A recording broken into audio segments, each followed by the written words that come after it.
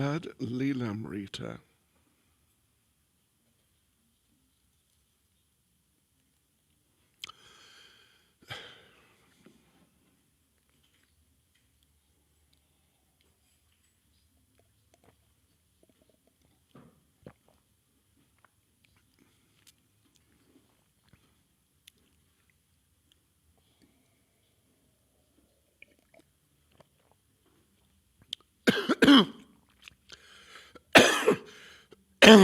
Excuse me.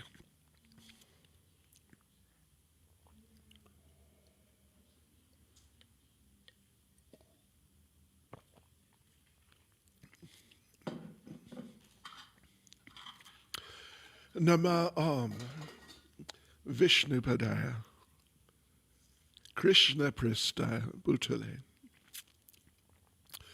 Shrimati Bhaktivedanta Swaminiti Namane Namaste Saraswati Devi Gauravani Pracharane Nirvishesha Shunyavadi Paschachades Tarane Sri Krishna Caitanya Prabhu Nityananda Sri Advaita Gadadha Shivas Adi Gaura Bhaktivinoda Hare Krishna Krishna Krishna Hare Hare Hare Rama Rama Rama Hare Hare Vanchakalpatarubhyascha kripa sindubhya evacha Patitanam pavanebhyo Vaishnavebhyo namo namaha. Srila Prabhupada ki jai. Yes, so Srila Prabhupada's in hospital, but improving step by step. And I never realized until, I read the whole thing before. It never struck me like it has this time at all. How sick Prabhupada was. He was right on the edge. He stopped breathing. He stopped breathing for about 30 seconds. Totally stopped breathing. And that's really bad, right? I mean, I'm not a doctor or anything of that sort, but he stopped breathing for at least 30 seconds and then suddenly started breathing again. That was before he was put in hospital. So now he's still in hospital, but getting better. I mean, not getting better, but improvement is there, put it that way.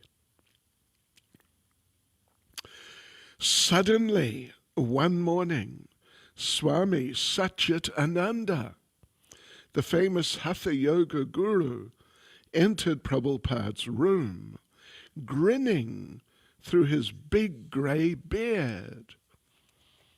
He was dressed in a saffron silk kurta and yogi pants, and accompanied by one of his young American male disciples. Srila Prabhupada sat up in bed, smiling at the pleasant surprise. They had not met before. Srila Prabhupada offered Swami Satchitananda a seat at his bedside and asked Jadharani to stand and give her seat to Swami Satchitananda's disciple. Prabhupada and Swami Satchitananda spoke in Hindi, and no one else in the room could follow their conversation. At one point, however, Srila Prabhupada held up his hand and looked at it with indifference and then disgust. Although his words were Hindi, the gesture and sardonic expression conveyed his meaning. The body was material and therefore could not be expected to be well.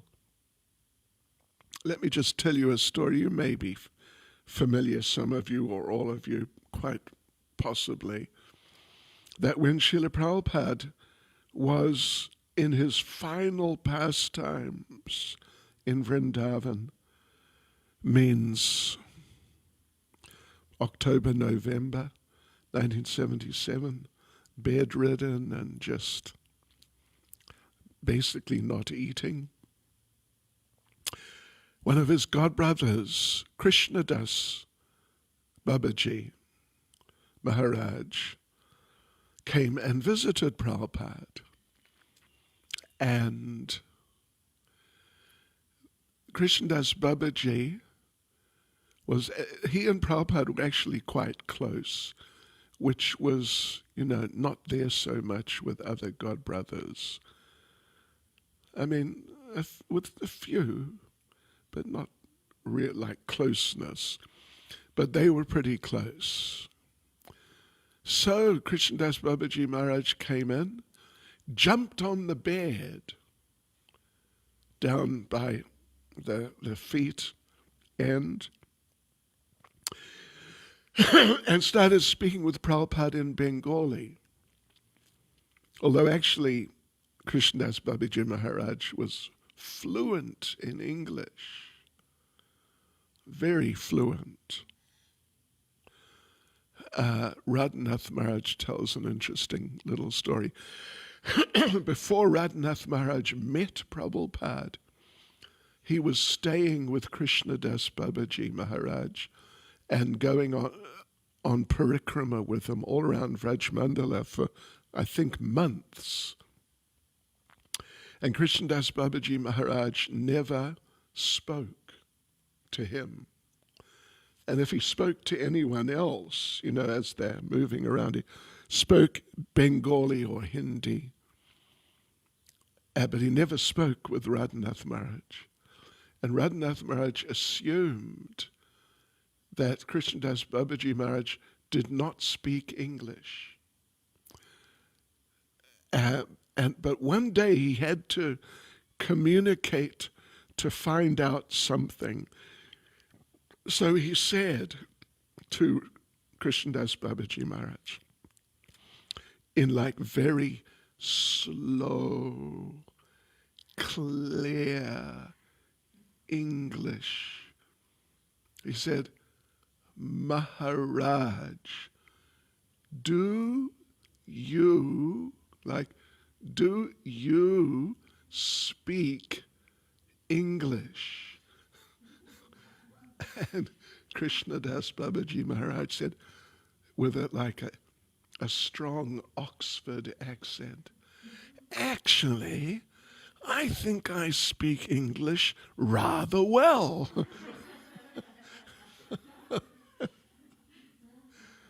But they'd been together for weeks. This is at least what I was told. Anyway, Krishnadas Babaji Maharaj jumped on the bed and started speaking in Bengali to Srila Prabhupada, because they're both by birth Bengalis. And Prabhupada usually is just lying there sort of, kind of emotionless. And he would only express anything if he really had to. And then just at the minimum. So now Krishnadas Babaji Maharaj is joking and speaking and laughing, and Prabhupada started smiling and speaking and laughing. Yeah. Suddenly Prabhupada stopped and turned to the disciples who were sitting next to the bed and spoke. Famous verse, Tandira Charana Sevi, Bhakta Sanevas, Janame Janame Hoy, E Abhilas, which means, Tandira Charana Sevi, Bhakta Sanevas, I want to serve Bhakta Sanevas, to live with the devotees and serve their lotus feet. Janame Janame Hoy, E Abhilas. Birth after birth, it's my only desire. Very seriously. And then he turned back to Krishnadas Babaji Maharaj, and then smiling and laughing again for a minute or two or something. And suddenly he stopped and pointed to his disciples and said, Tandera Charana Sevi, Bhakta Sanevas, Janame Janame Hoy, A Abhilas. Same verse. My A Abhilas means my only desire is to live in this association of devotees and serve their lotus feet, janame, janame hoy, birth after birth.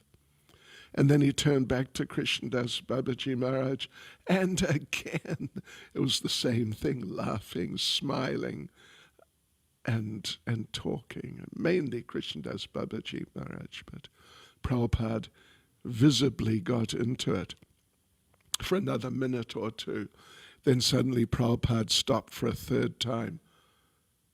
Tandera Charana Sevi, Bhakta Sanevas, Janame Janame Hoy, A Abhilas.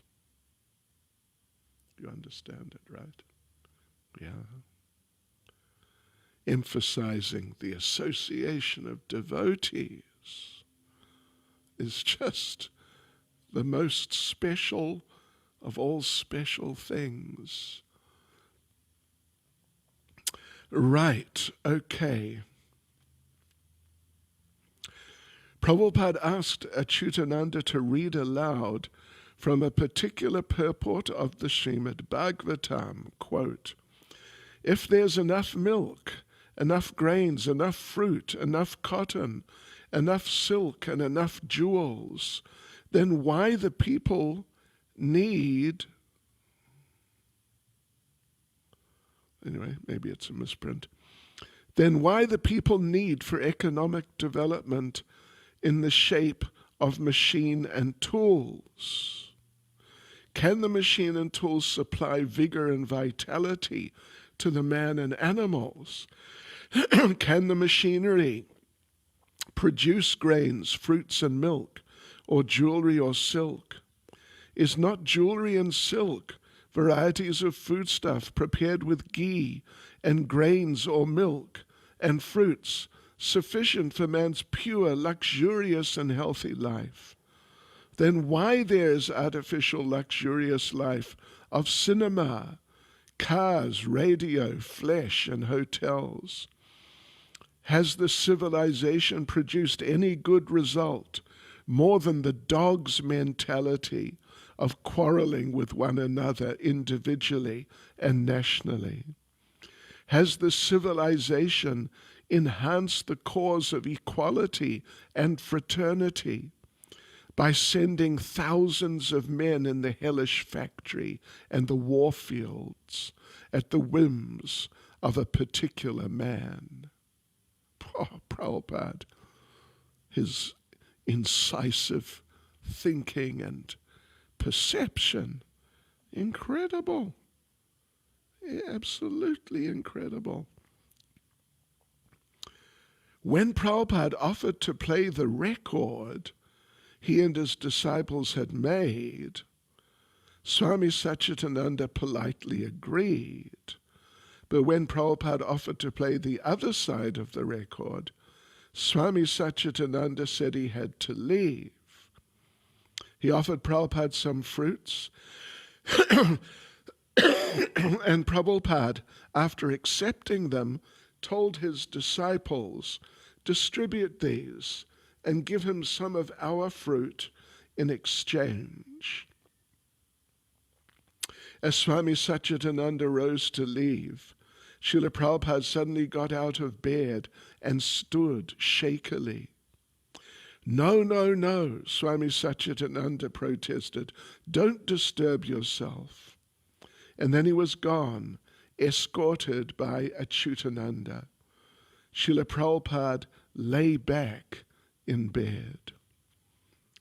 Is he a Swami? Jadharani asked. Why not? Prabhupada replied. But after a few moments he added, Swami means one who knows Krishna. There was no more talk about it, but Prabhupada was pleased by the unexpected visit. The constant coming and going of Srila Prabhupada's young followers, wearing tilak on their foreheads and carrying watermelons. Do you remember that story? Do you remember that story? Do you remember that story? We read last night. Jadharani, we brought him many different kinds of fruit. We told him we had apples, but he was so tired he only said, "Oh," and seemed disinterested. We told him we'd brought oranges, but again, "Oh." He gave so many tired ohs, he seemed disinterested. Finally I said, "We brought you watermelons," and immediately his face lit up. "Oh," a long oh. So the devotees are coming and going with watermelons. Special food, flowers, and paintings of Krishna. So this created special interest among the hospital staff.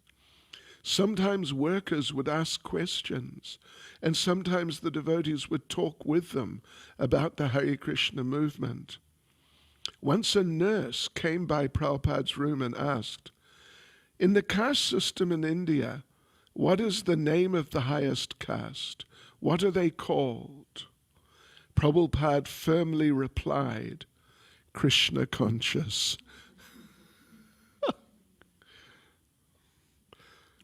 He asked a disciple to give the nurse prasadam. On June the 5th, Prabhupada received an affectionate letter signed by all his disciples in San Francisco. After reading how they'd stayed up all night chanting and praying for his recovery, he dictated a short letter. "My dear boys and girls, I'm so much obliged to you for your prayers to Krishna to save my life. Due to your sincere and ardent prayer, Krishna has saved my life. I was to die on Tuesday, certainly, but because you prayed sincerely, I'm saved. Now I'm improving gradually and coming to original condition. Now I can hope to meet you again and chant with you Hare Krishna. I'm so glad to receive the report of your progressive march and hope there'll be no difficulty in your understanding Krishna consciousness. My blessings are always with you, and with confidence you go on with your chanting, Hare Krishna, Krishna Krishna, Hare Hare, Hare Rama, Rama Rama, Hare Hare," unquote. The following day, a tape arrived from Mukunda, a recording of the San Francisco devotees singing Shri Ram, Jai Jai Ram, and other bhajans. Prabhupada dictated another letter saying that as soon as he got strength for traveling, he would come again to San Francisco. In the meantime, he wrote, "I shall be very glad to know what arrangements you are going to do for the Rath Yatra festival. Make it a grand procession and unique introduction in the United States." Some of Swamiji's disciples gathered in the storefront at 26 Second Avenue one night. Sitting around on the faded rug, they discussed the meaning of Swamiji's illness. He had said that when the heart attack had come, it had been meant for his death. Therefore he had called out loudly, Hare Krishna, thinking that the moment of death had come. Kirtanananda remembered that Swamiji had once told him that when he was on the boat coming to America, the captain's wife had read his palm and said that if he survived his 71st year, he would live to be 100. Madhusudana asked, How could a pure devotee be subject to a death blow? Caitanya replied that it was impersonal to think that because Swamiji was a pure devotee, nothing could happen to him, and that they should not even worry about him. Of course, the apparent suffering, or even the passing away of a pure devotee, wasn't the same as an ordinary man's. Swamiji had given the example of the cat. Sometimes she carries her kittens in her mouth, and sometimes she catches a mouse in the same jaws. The mouse feels the jaws of death, but the kitten feels safety and affection. So although Swamiji's death call might have appeared similar to an ordinary man's, for Swamiji there had been no fear or danger. As the disciples discussed their realizations, they began to clear away their doubts about why such an apparent setback had come upon their spiritual master. Satsvarup mentioned the letter he had typed for Swamiji at the hospital. In the letter, Swamiji had said he was not afraid of Maya and could not be touched by Maya, but he had also referred to being stabbed by his heart. Brahmananda said that Swamiji had once told him that a spiritual master may suffer for the sins of his disciples because he has to take their karma. Swamiji now had about 50 disciples, so maybe that had been the cause of his heart attack. They talked about the importance of being very strict and not committing any sins with which to burden their spiritual master.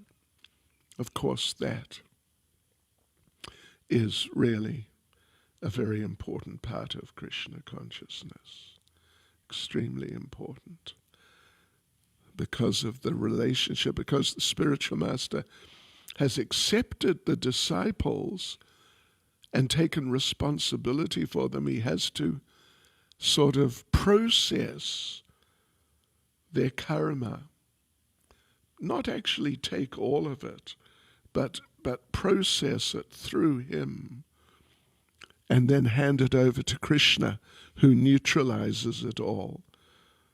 So therefore, even if the spiritual master is completely pure like Prabhupada, still with all that karma running through and passing through, some can get caught up, and therefore illness comes and anxiety, like psychological, emotional disturbance. I mean, not like ordinary people's, but just some anxiety comes, Prabhupada said. Yeah. So therefore the disciples have to really be attentive and careful in their practice. Another reason for Swamiji's illness, Caitanya said, was that Krishna had arranged it to engage them all in intimate service to Swamiji. By serving a pure devotee, one gains the favor of Krishna. And Krishna was letting them all become purified by massaging and serving Swamiji so intimately. Because they were massaging him, at least the young boys were, the young men, the whole day, except for when he slept. The rest of the time, however, it would be at least 18 hours or something. He was just constantly, two young men massaging him. Right. Satsvarup recalled that Swamiji had said in a letter to the devotees in San Francisco that he was supposed to have died, but their prayers had saved him. Swamiji had told Caitanya that Krishna had heard the devotees' prayers and had granted their wishes. Krishna was allowing Swamiji to go on with his mission of spreading Krishna consciousness in the West. It wasn't on his own behalf that Swamiji wanted to live, but to continue his mission. Everyone agreed with Caitanya that it was a form of impersonalism for them to think that because Swamiji was a pure devotee, he didn't need their loving care. They should continue to care for Swamiji even after he got better. He had put himself in their care, and they had to reciprocate accordingly. Swamiji had said they were like fathers to him, so they should not allow him to play the drum long and vigorously, to sing in the park for hours, to stay up talking late at night, or to do anything that might endanger his health. Roy Ram said that Swamiji had asked him to reply to several letters from devotees on the West Coast and explained that he would probably never again be able to take on the strain of public lectures. The Sankirtan movement now rested on their shoulders.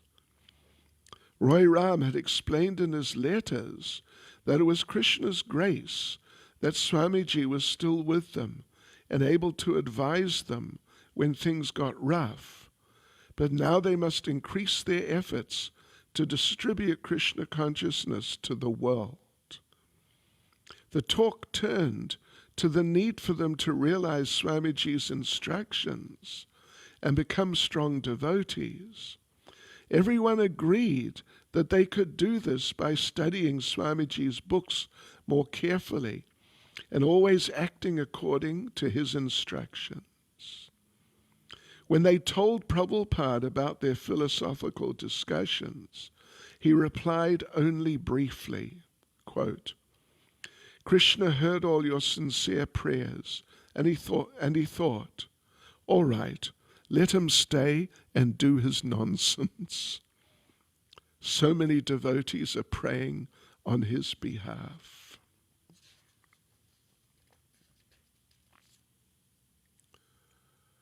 I'll read for another few minutes.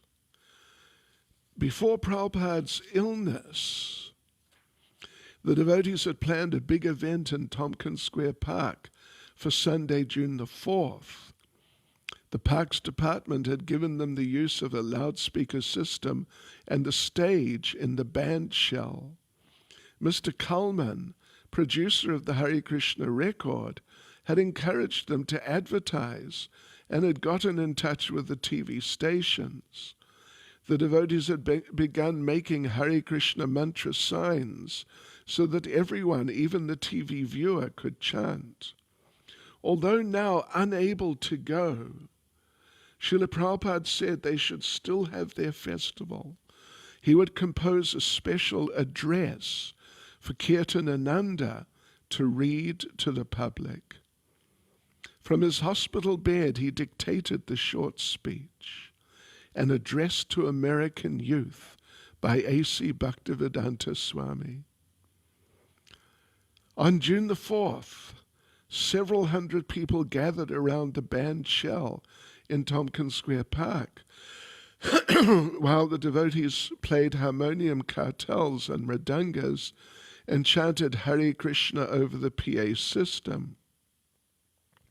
Many people in the crowd chanted along, playing their own instruments and even joining the devotees on stage.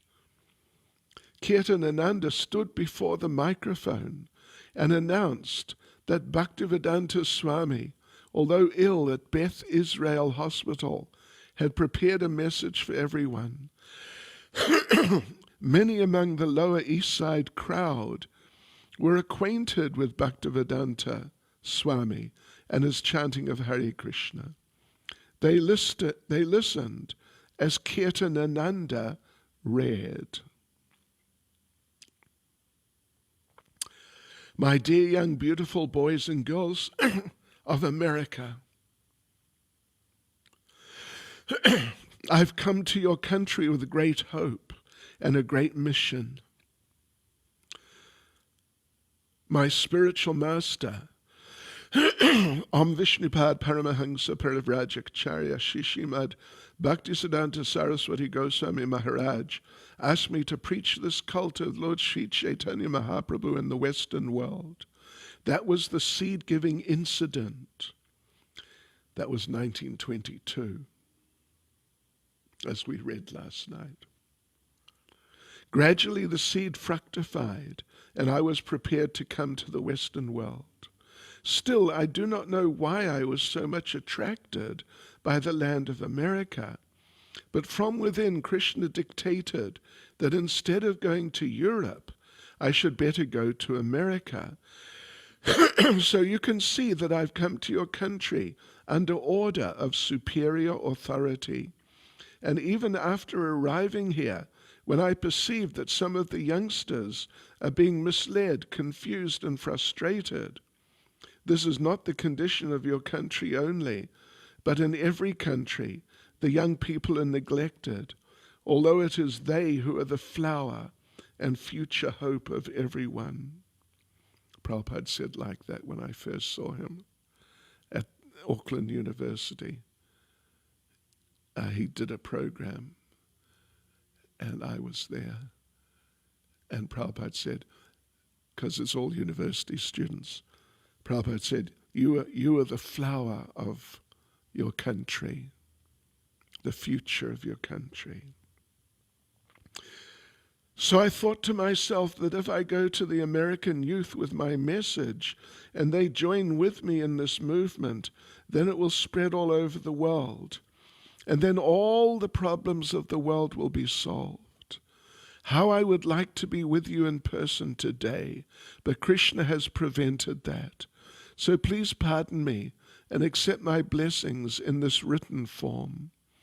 This process of Sankirtan, the singing and dancing, is so nice because from the very beginning it places everyone on the spiritual platform.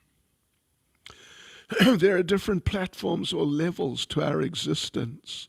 The bodily platform, the mental platform, the intellectual platform, and the spiritual platform. When you stand on the spiritual platform, then all the problems created by the necessities of the body, mind, intellect, and ego become solved. Therefore, I appeal to you to join this movement most seriously. The process is very simple. We ask everyone to come join with us in chanting, hear something of the philosophy of life taught by Lord Krishna. Take a little prasadam, foodstuff that is prepared and offered to the Lord, and peacefully, with refreshed mind, go home. That is our mission. We do have certain restrictions. Practically, they're not restrictions, but something better in place of something inferior. The other day, Mr. Alan Burke questioned me on his television program. Alan Burke, at that time, was extremely famous interviewer with a weekly television program, extremely famous. We read about Prabhupada's appearance on his program some days ago. Swamiji, why do you insist on marriage?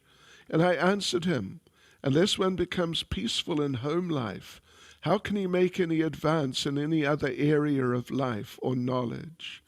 Therefore, everyone should get married, just to be happy and peaceful.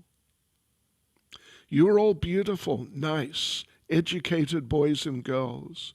Why shouldn't you get married and live happily? If you live peacefully, regulated lives, eating nothing but Krishna prasadam, then the tissues in your brain will develop for spiritual consciousness and understanding. However, if you're not agreeable to these simple restrictions, still I request you to join the chanting with us. Everybody can do that, And that will gradually clarify everything, and all problems will be solved, and you'll find a new chapter of your life. Just this week, I've received a letter from a girl in New Jersey who has had such an experience. She writes, "Dear Swamiji, you don't know me by, by name, but I'm the girl who joined your parade in Washington Square this past Saturday.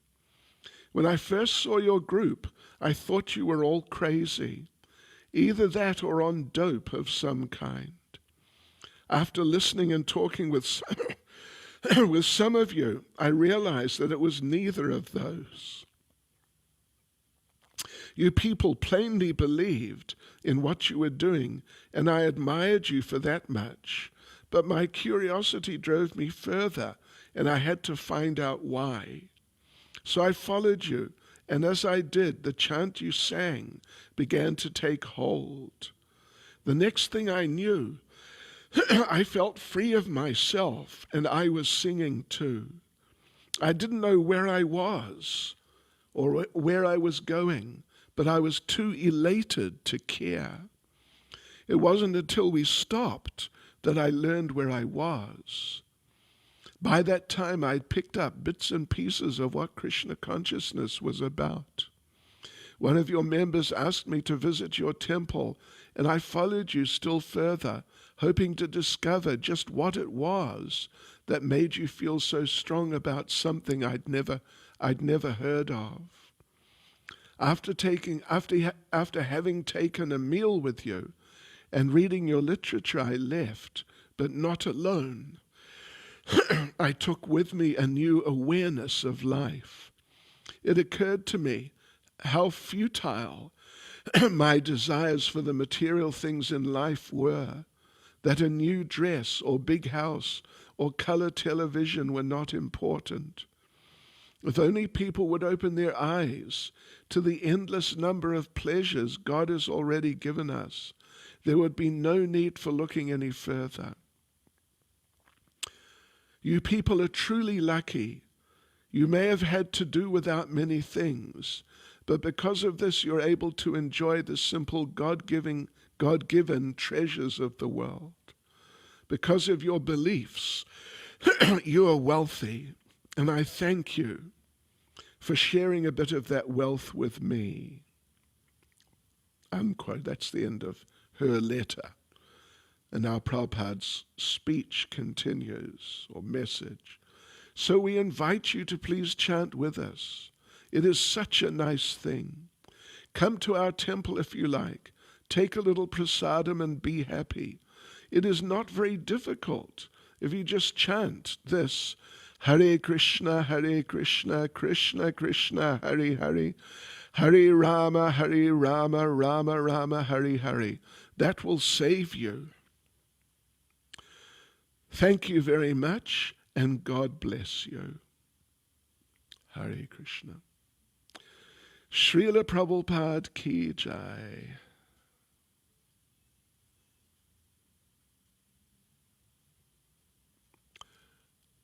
I assume well, I don't know actually. I have to see if we'll read tomorrow. Maybe we'll just carry on Monday. Probably just carry on Monday. Although we'll have a class, I think, tomorrow night here for anyone who's interested on something Krishna conscious. Maybe something to do with Lord Caitanya for a change. Hare Krishna. Oh, a Christian. Oh, our special, system. There you go. Maharaj, I'm now starting to realize more how 90% of our Krishna consciousness comes from association. And there's a statement in the Nectar of Devotion which says something like that when we associate with the flower-like devotees of the Lord, then if our heart is clear, then our heart begins to reflect the qualities of those devotees. So my question is, how do we initially clear our heart enough to be able to receive and accept that association and reflect it? Okay. Well, you just, in the beginning at least, there are degrees of opening of the heart and capacity to accept and absorb more and more of the Shakti of association. But the first thing, in one sense, the first thing is to not be envious of the devotees. But actually still, there are people, there have been people, there are people who are envious of the devotees of Krishna consciousness. But still, because they become exposed to it, maybe just hearing Harinam, even just seeing devotees, oh, Hare Krishna, even if they don't like it. So the potency of Krishna consciousness is greater than the potency of Maya. So therefore, even if someone is envious, but they have some contact, it will penetrate their hearts. Yeah, but otherwise, if someone's not envious and is, like a soft-hearted person, they will initially, it'll be much easier for them. Their hearts will be just much more open and it'll just sort of flow in. Yeah. But otherwise, in a general sense, if we talk about us, because, we've already reached another point of being practitioners. So for us to open our hearts progressively more and more, we have to chant Hare Krishna. I'd say we have to do two things really. We have to chant Hare Krishna as much as possible without offenses. Just as much as possible. Point one. And point two, we have to serve the spiritual master, which means Srila Prabhupada, who's spiritual master for all of us, and also for the disciples of current gurus to serve the spiritual master one's been initiated by. Those two things are just super foundational. And the more we can embrace them or at least accept them, even if the mind, I know what your mind is like, but phew, Hare Krishna, even though the mind sometimes has other ideas which it feels convinced about. Gosh. And therefore Srila Bhaktisiddhanta said, from yesterday, should have mentioned, that in the morning we must beat our minds 100 times with a stick. And at night, night is coming in a few hours, we must beat our minds 100 times with shoes. Of course, not exactly literally, but, we have to take a strong position. Basically, that's what it means. We have to take a strong position with our minds and dictate that, all right, mind, you just stop this and you engage in Krishna consciousness. You've got to be decisive with your mind. Because otherwise the mind, one of the most fantastic creations of Maya. Gosh, unbelievable. Otherwise the mind will tell you that, It's okay. But, the big but, don't be a fanatic. You know what Krishna says in Bhagavad Gita? What does Krishna say? What can, what's the word? Repression. What can repression accomplish? So take it easy. Be natural. Don't be aggressive with yourself. That's the mind. And the mind will tell you, listen, we have been together for so long. I'm your friend. I'm concerned about you. I have all these ideas for your happiness. I'm not joking either. I'm not joking. Yeah, so, right. So we do have to take a firm hand with our minds. But like that, chanting Hare Krishna, by all means, by any means, attentively, without offenses, and then serving the spiritual master.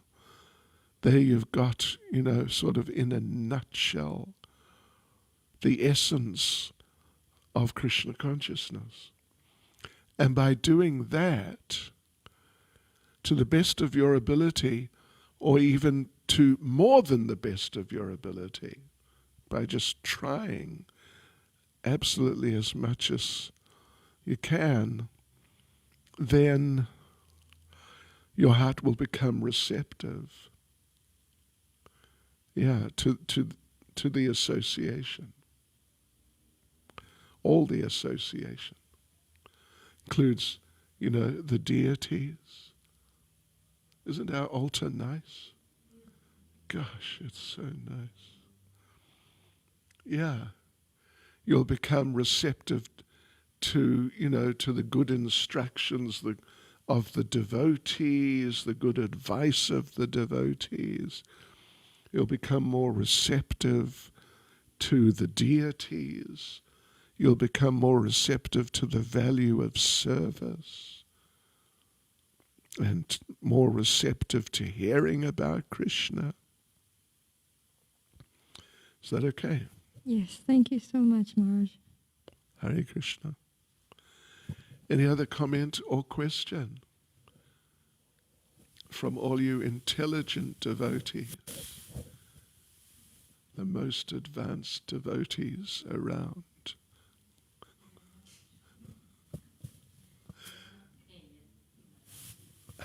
Hare Krishna.